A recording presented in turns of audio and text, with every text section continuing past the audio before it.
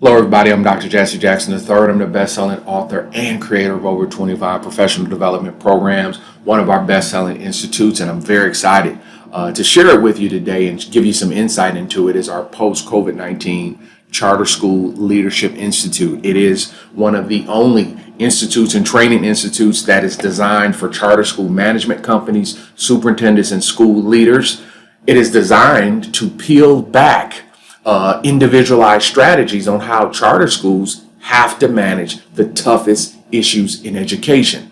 I have found that a lot of charter schools are trying to do the same thing that public K-12 is doing. Folks, I can tell you right now, first of all, many of those practices are failing practices. The other side of it is it might not be good for your institution, your campus, and your business model. So we're talking about things like student behavior, enrollment, state testing, race issues, trauma, and staff morale and culture. One of the things we based this institute off was when we looked at the top challenges for the upcoming 2 to 3 years. What are they? Health and safety, everybody in the country has to deal with that. Employee morale, race management, how does our organization want to deal with this? Leadership and growth development. Many charter school organizations are rolling a new school leader in and out of that campus.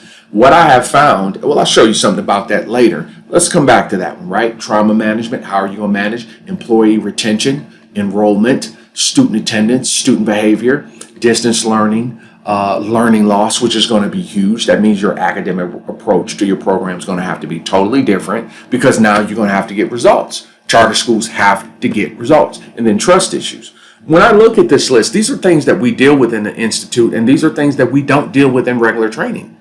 These are the issues that the people have, and they need answers, right? And that's what we built our reputation off of. It's answers. We answer the tough question.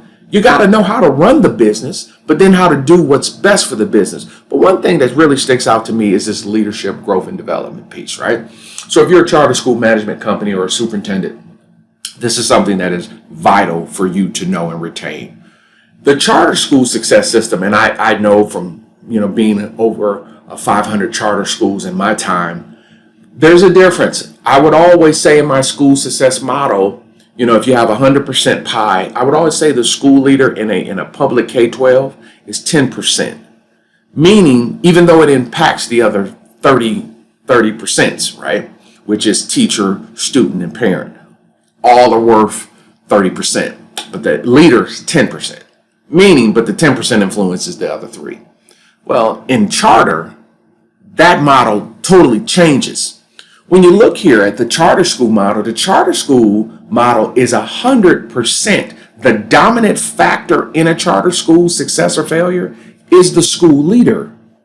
Meaning, if you got the wrong school leader, you can run the clients right out of the door. If you have the right school leader, they attract people in the door. If you have the right school leader, they can manage certain populations for you. So when you look at the success model, the school administrator is 40%. The teacher's still 30%. The students are 15%. The parents are 15%. So it means they kind of split up. The most important thing in a charter school is the school leader, right? It's really critical because the school leader can put you out of business. The business model in charter is really straightforward. But once again, it's amazing to me how many people don't know the business. They're in it, but they don't know it, right? The charter school model is very straightforward. It is, I have to know my number of seats I have available. I need to put happy students and parents in those seats. We call it butts and seats. And then I got to get a result. I got to get some test production or I got to graduate these kids, period. Say it again. How many seats do I have? 200. I need to put happy students and parents in, meaning I'm solving a problem for those families because public didn't work for them. So I got to solve this problem for them. And I am taking on their problems. Then I've got to give a result. If they come here, this is credit recovery, this is high school, you got to be over a 98% graduation rate. There's no way you could be a charter school with a low graduation rate. You should close your doors. That's foolishness. A charter has to be steeped in results because it operates like a business. We're scrutinized more. We have more issues with funding. We have to operate a business model.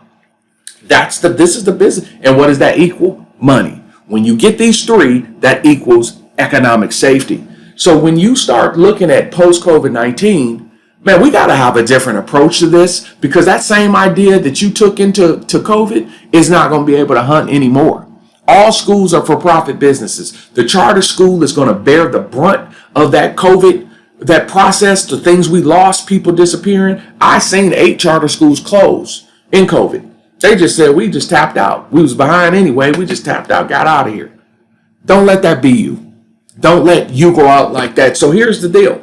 This is our post-COVID-19 Charter School Leadership Institute. It's the real deal. It's me leveling with charter school leaders and management, giving you something you can't get anyplace else. You can't, what I'm going to give you, you can't get anywhere else. It is an executive business course for ed leaders. We don't even have those available. Here it is. We got charter school leaders going to regular education trainings. No. And then when we do have some degree of business, there's a lawyer in there. No. You have to understand some things. So this is what our institute is about. Participants will learn, if you enroll and get in this course, you will learn, one, how to take advantage of other schools' failure, right? So they're failing right now. You can look around your neighborhood and say, either these are my partners or they're my competition. All right, we're either together, we're going to go at this as a cohort, or I need to take advantage of them because they don't know what they're doing. That's just business, man. How are you going to approach academic services post-COVID now? Right? Learning loss is out of control. What's your approach? You can't go back in it with the way you had in 2019 in January 2020. How do you maintain it and increase your enrollment? Right? Your numbers can't be down. Certainly can't be down. Your numbers need to be up. How and when to recruit students? When should you be recruiting kids? How do you recruit kids? This is a practice that I'm going to give you for the rest of your career in the charter. How do you address the issues of student and staff trauma? Because you're going to have more. I can tell you right now, the charter school is inundated with trauma, the kids and the staff. So what's your approach? Now, listen, charter school person, if you dare tell me you're doing trauma-informed care at a charter school campus somewhere in the middle of the inner city, where poverty and the poverty energy, which is mental and emotional, is dominant, I can tell you how it's going to turn out for you. You better go and click off my video right now, because let me tell you, we cannot use what we call the mainstream items in many charter school programs for the populations that we are drawing. It will not help you the way you think it should. Do those things work? Does trauma-informed work? Does PBIS work? Absolutely. But do you know your population, and will it work for your population? A lot of our charter schools have specialized populations that we're still trying to use mainstream guidance for, and it's not working. And post-COVID, it'll put you out of business. So we need to get that figured out.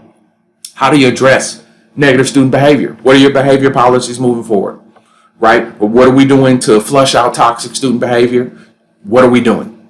That's why I'm bringing in all the management. We are coming in to get clarification and get some understanding. How do you appropriately deal with the issue of race? So you're talking about how to deal with trauma, how to deal with this negative behavior. How are you going to deal with race in the workplace? Meaning all of the heavyweight topics. I am doing an institute for school management and school leaders only, not your staff here.